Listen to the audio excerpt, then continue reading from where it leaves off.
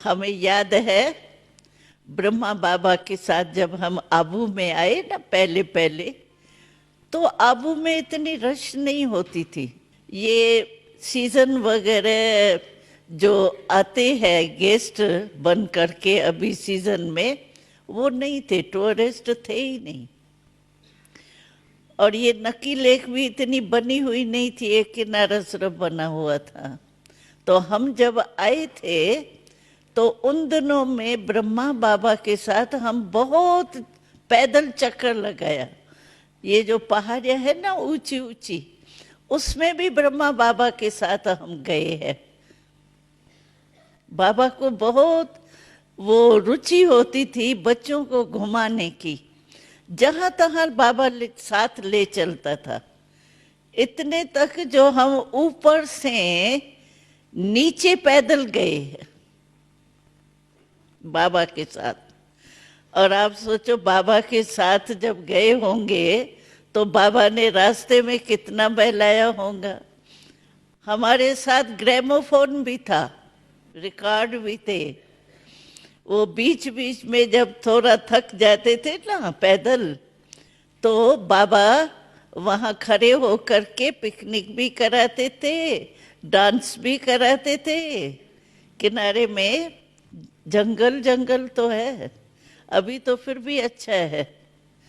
तो बाबा पैदल हम लोगों को नीचे तक ले गए थे।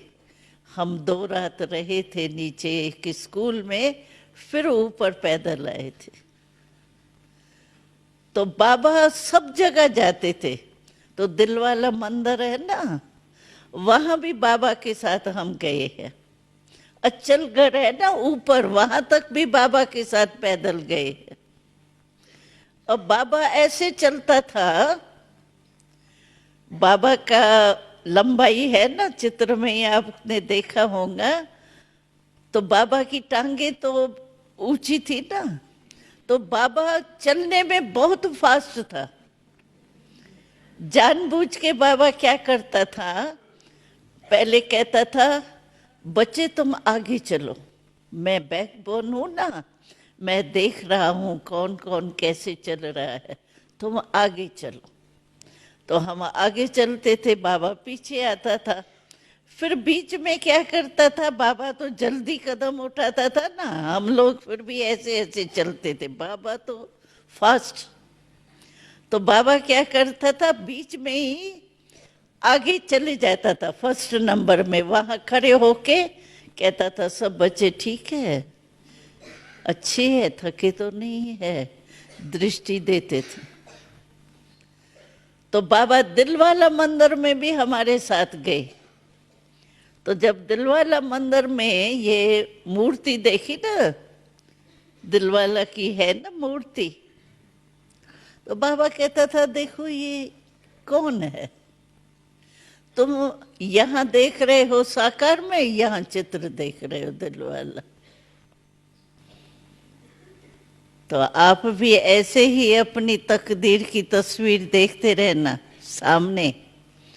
बस मैं ये जाके बनना ही है, क्योंकि भगवान ने हमको वरदान दिया है, भगवान ने हमारी को तकदीर बना के दी है।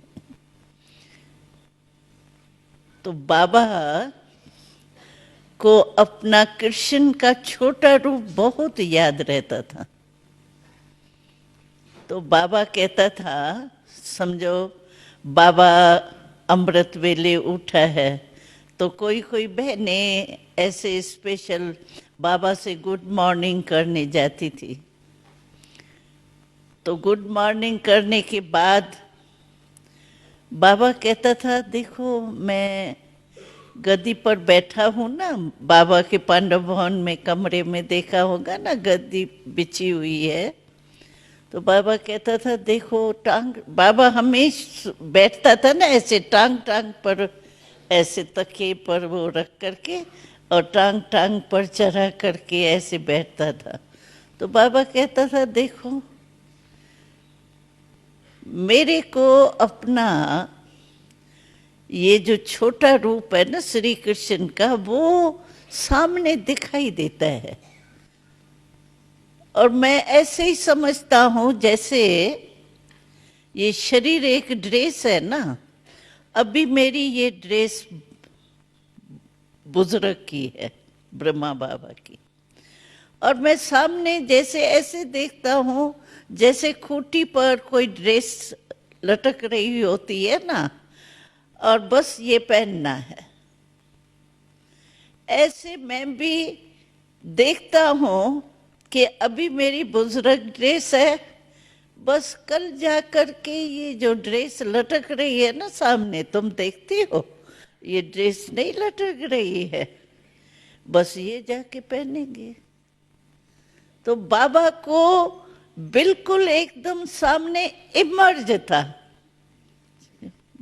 कि मुझे क्या बनना है, इतना ही क्लियर।